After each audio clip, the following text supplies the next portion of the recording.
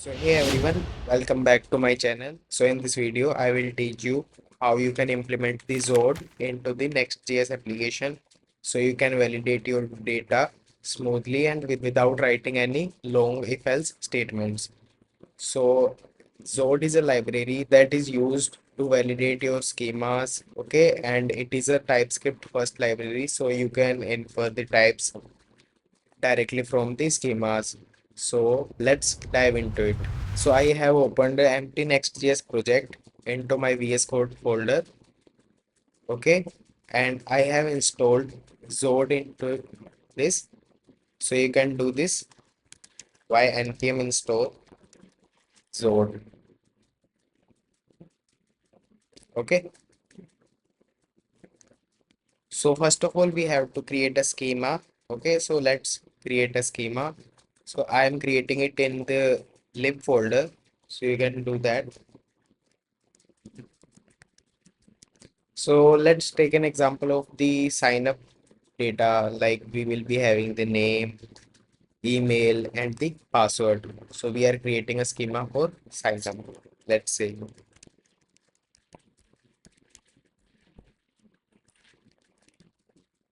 So first of all, you have to import the Zod Z from the Zod,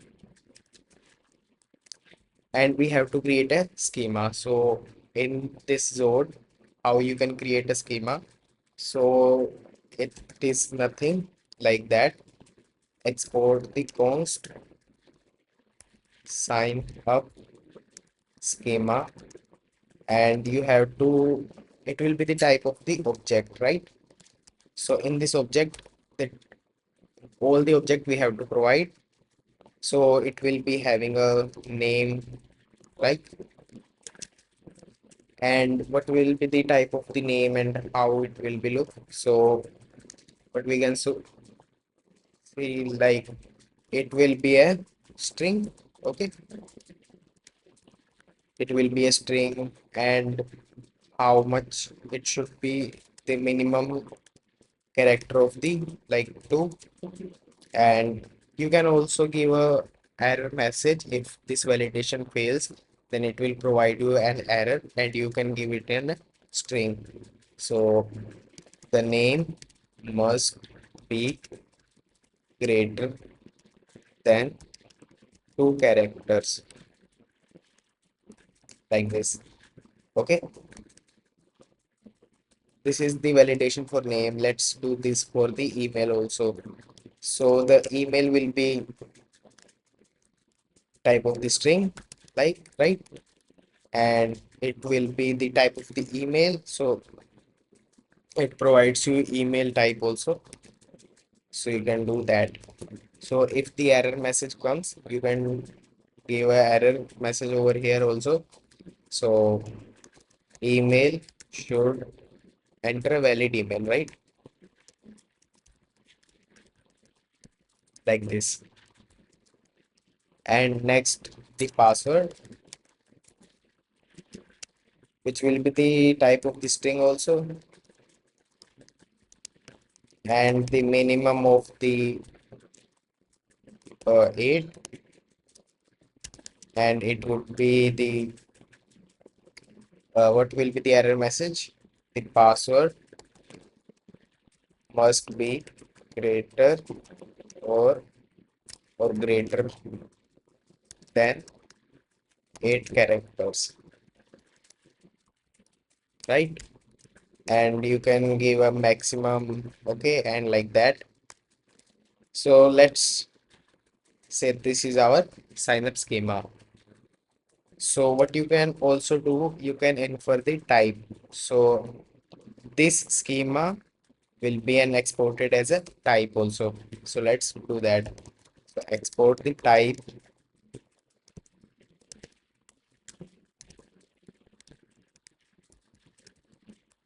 sign up, which will be the, we are having an infer function over here. And what we can do, we can pass a generic, like the type of the sign up schema. So you can see this sign up will have the type of this. Okay, so let's validate this. How we can validate this? So let's go over the page.tsx or wherever you want to go. What we can do, let's create a simple user which will have the name as, let's say, Avinash, and email, let's say avinash dot at the rate gmail.com, and let's say password, which is type of like this. Okay, so we are going to validate this. So what you can do, you can use the save parse function of the Zod. So let's import the Zod over here.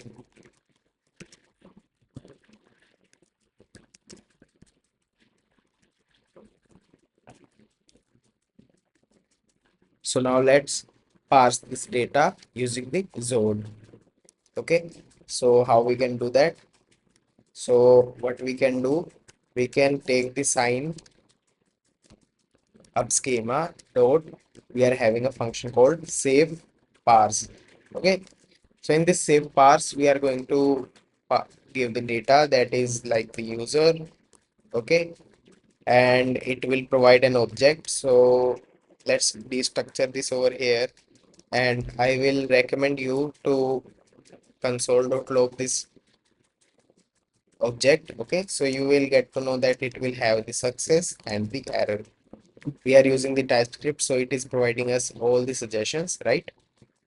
And you can see this success will be the type of the boolean, and this error will be the type of the an object of all these things. It will have type of the Zod error, and this all the generic is provided over here. So let's display this. So let's display the success and the br tag and the error dot to string. I think dot to string like this. So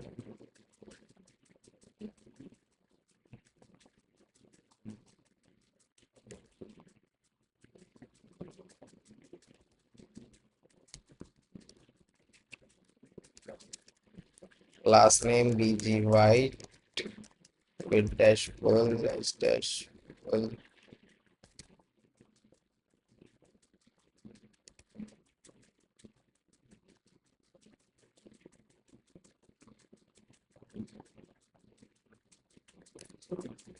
So it is not providing any error to, and now you can see this all the errors are over here. And let's remove this. So this true is not displayed because it is a boolean, right? Okay, it will be not displayed like this. So you can see if it is true, then place the true, otherwise place the false like this. It is saying false, and the error that we are give.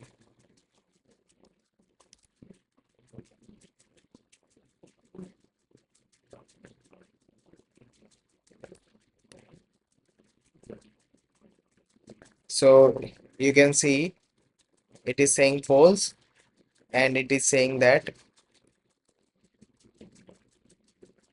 all the information that is it is providing, that password must be greater than of the 8 characters like this. Okay, and if I make it of 8 characters, then you would know that I am getting true and no error messages are over here.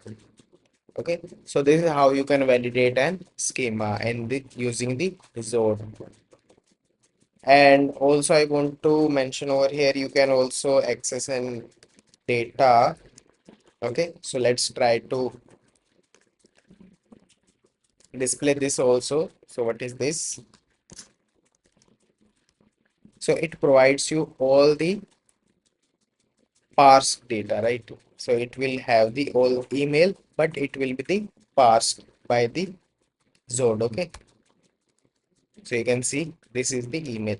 So you can access this data over here if you want to. Let's say you are sending this data over an API and you want to check all the information like this.